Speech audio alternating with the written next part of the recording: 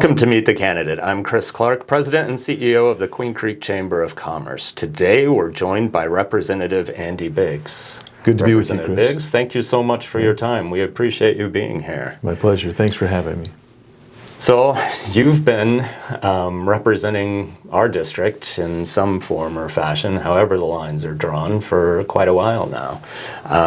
Initially with the State House back in 2003, but tell us a little bit about yourself before that and how you came to even get into politics. Well, so before that, I grew up at a politically active family in Tucson, and my wife grew up in Southern California, and her family was politically active.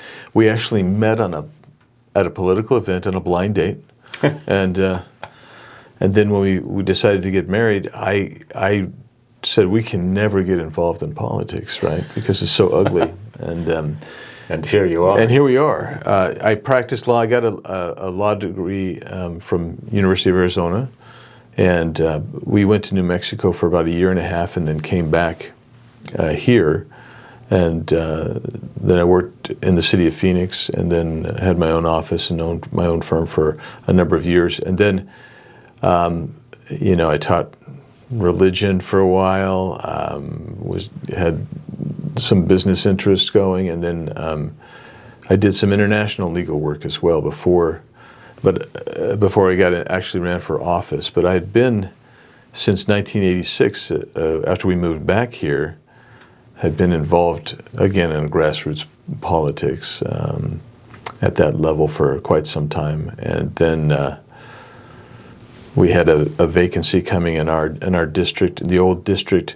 I think it was District 30 that got split or changed to District 22. And if you've been here a while, District 30 was the biggest Republican district in the state, and then it got split, and I think we were LD 22, and so we had a vacancy, and that's when I ran in 2002, and was elected in 2 and took office in 3.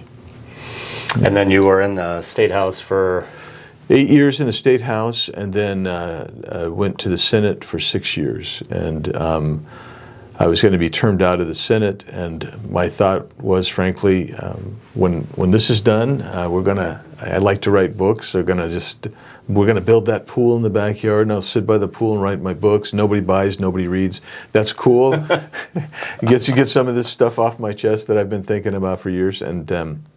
And then Matt Salmon, who was our congressman at the time, decided he wasn't going to run, and encouraged me to run to take his place. And I told him no initially, and then we kept discussing it, and then my wife and I felt we should do it. So that's when I ran in 2016. So you've been there 8 years, plus the years at the state. Yeah. Those are quite a few changes over those, yes, right, essentially 2 decades. Yeah. Why do you want to go again? Well, so what got me to run back in 2002 was I wanted to work on the state budget because I felt we needed to be more responsible. And then when Matt Salmon was talking to me, my thought was I want to work on the federal budget, which is totally irresponsible. And I do think that conservative voices have actually moved, certainly the Republican conference, to the right. We saw some things, and we actually got institutional changes 2 years ago in a fight that we had. And those institutional changes have actually moved us to do things we hadn't been doing. Like we haven't completed the pass, but we're supposed to be following the Budget Control and Impound Act. We're not following that, but we're closer to following that. So incrementally we've moved that way, and we're seeing an openness and transparency that we demanded that we hadn't seen. So the institution is actually changing a little bit, and I think if we can keep pushing that way, we might be able to restore some of that. But I feel like there's more work to do trying to get a balanced budget, or at least some bend. I know you're not going to get a balanced budget anytime soon, but I want to bend the arc down. And some of the institutional changes we've made, some of the influence we've been able to get with regard to on the Appropriations Committee itself, I think has the potential to actually begin to see bending the arc down, and that's one thing we have to do. And then the other thing is, I'd like to believe that there's not a better advocate for securing the border than my team has been, and members of the conference, whether they agree with me on the spending issue, they will.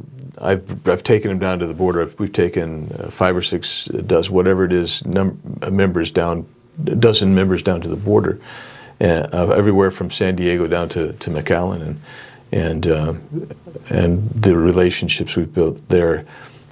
We know what we can do to secure the border. We know what, and if we do that, then it changes a lot of the dynamics internally and domestically as well. There was a deal on the table a few months back at this juncture, and you were a no vote on that. Tell us about that. How did that come about? What did you want to see different? Well, first of all, the bill you're talking about never got a vote in the Senate, so we never would have had it. So we didn't get a chance to vote on it in the House. We had actually done a bill called H.R. 2 2 years ago now, and it got it out, and it's been sitting in the Senate. That bill would have taken care of everything from the unaccompanied minors, the putative separation of families issue, the fence issue, asylum questions. That bill, and my office had written virtually every one of those bills that got put together, 8 bills put together one time or another, and so it's over there and it's still sitting there. That would be the most dramatic first step you would take. The bill you're talking about is Josh Hawley introduced, and here's what it did. It actually codified 5,000, up to 5,000 individuals per day to come in, but it also had somewhere north of 20 loopholes, which actually would have increased the number of 5,000 per day to come in. When they came in, they would be put on a legal path, right? And so you would not have really made a significant dent in where we are, and you did nothing to disincentivize people from coming in. And not even all the numbers were counted in there. So I'll give you a couple examples. Unaccompanied minor children were not going to be counted in that 5,000. 5,000. And then the president could immediately jump it up to 7,500 if he chose.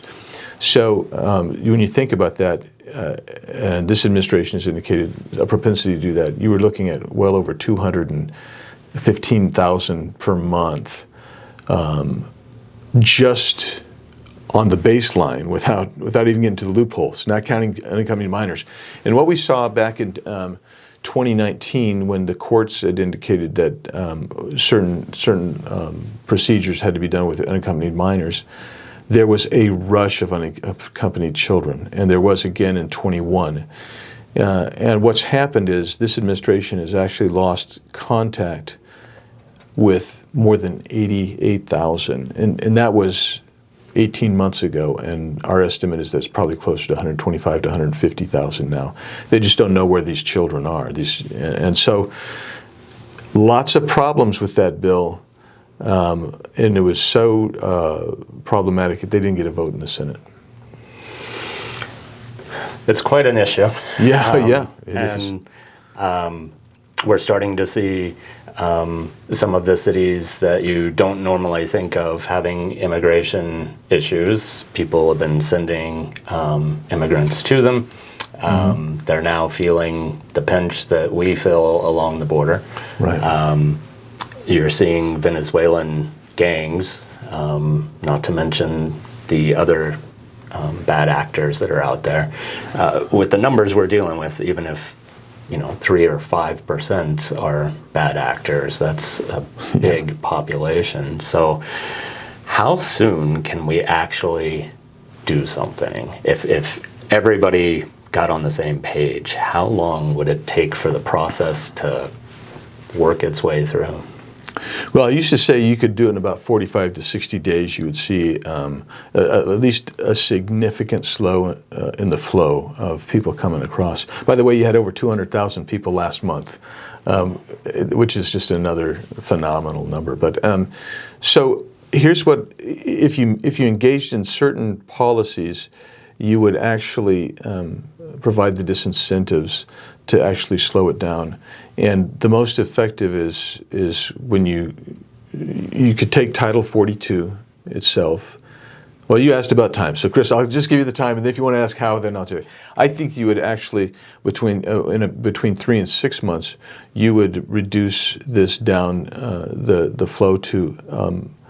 It would still be too much, but it would be much more rational. It would be probably in the 30,000 a month range, 50,000 a month range, which is not great, but it's better than 200 to 300,000 a month, and which is where we've been pegged for 40 months now. And so, yeah, I'd say 3 to 6 months. There is a series of things you could do almost immediately that would have an impact. As I mentioned, Title 42, we could expand on that. You would want to get back to your relationship with Mexico, with the Remain in Mexico policy, or simply enforce international laws as well, which is the last safe country. And then there's approximately 1.5 million people in this country illegally who've had due process. They have a removal order, that is a deportation order. And this administration has said we're not even going to look for those people.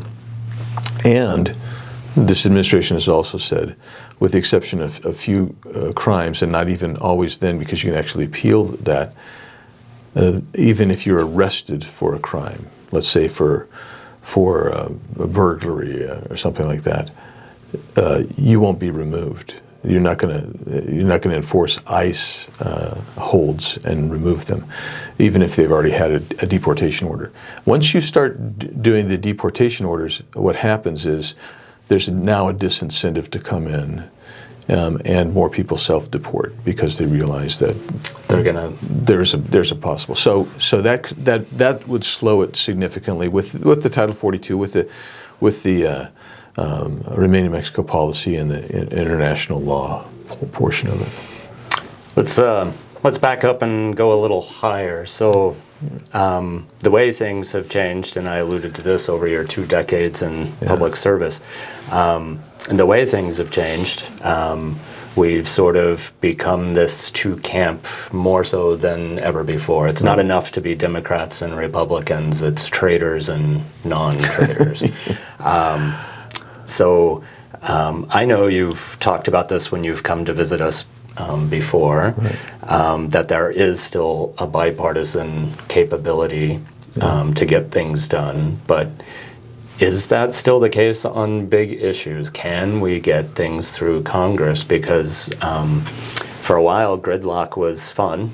It certainly limited the things that were happening from the federal government, but then we came in with executive orders and regulatory bodies, and now we're at a point where Congress needs to act so that we aren't subject to these worse conditions. So there were big issues that you could see people both sides would come together on. So, and I mentioned the border wall. Hillary Clinton, Barack Obama, Chuck Schumer, they all supported building a border wall, and they actually did. Under President Obama, he put up significant amounts of border wall. And Bill Clinton talked about border security. Hillary Clinton, this was a common thing. We have to control and secure the border. That's a big issue, actually, and so they were all together. We have a lot of division. Spending has always been a divisive issue, right? I mean, because there's so much at stake. But what we have now is you see we come together on certain issues like privacy, for instance, and questioning of big tech. We come together on intellectual property. Those aren't going to get the headlines necessarily, but I'll give you an example. On FISA, we have never been able to actually even get a vote on whether the federal government should use a warrant before they access your personal private data, and actually got a vote on it, and in a weird way, we ended up in the House. It died 212 to 212 when the Speaker came in and cast the 212th vote, right? So, but the point is, we all came together on that. I mean, things like the authorization to use military force. You have people like myself, Ken Buck, who's no longer in Congress, Warren Davidson, and then on the other side, you have Ro Khanna and Barbara Lee, and they came in. We all came together to see why in the world are we out there all over the world under a 2001 authorization to use military force that has nothing to do with sending military personnel to Senegal, for instance. You know, there is these points of contact where we can come together and work on it. Some of the big issues, though, that are always going to be out there that you're going to have lots of debate on, and it's all going to be surrounded really by the spending issues and the policies related to spending issues. And there's not even accord amongst either the Democrat Party amongst themselves or the Republican Party amongst themselves. People, that's where it fights, and it ends up spilling over. And then there's some basic, you know, the rhetoric is pretty hot. I don't discount that. It gets pretty hot, but some of us try to set it aside and get together and see if we can find the issues that we agree on. I think that's where you'll find it, and you're not going to get a lot of headlines because it doesn't sizzle when we come out and we do the fight. Yeah, it's the boring stuff, and the vast majority of legislation is bipartisan legislation, quite frankly. Well, thank you for that. You have town halls that you do that are not related to the campaign, just keeping everybody informed about issues. Right. And you have a newsletter that you put out from Congressman Biggs. How do people find that information, and then how do they find campaign information? So official site is biggs.house.gov, and you'll find the newsletters, clips. I give explainer videos about why I vote the way I vote on certain pieces of legislation. And by the way, Chris, what helps cause the problems is to have massive omnibus legislation instead of single subject. If you did single subject, you'd see we all come together on a lot of stuff. And then biggs.house.gov, and you can get the newsletter, etc. On the campaign side, if you go to biggsforcongress.com, and you can find out all about what we're doing, and again, I would suggest, I've got a record so you can see where I am on policy issues, on a lot of the big issues, and you can go see, and I would just say if you have a question about something, I'd encourage folks to contact us at the campaign, biggsforcongress.com. And if it's something that's pending now, you can go to the official site, and we can respond to it on the official site. That's wonderful. Well, Representative, as always, thank you so much for your time. We always enjoy when you come out to see us. Thank you, Chris. Always good to be with you.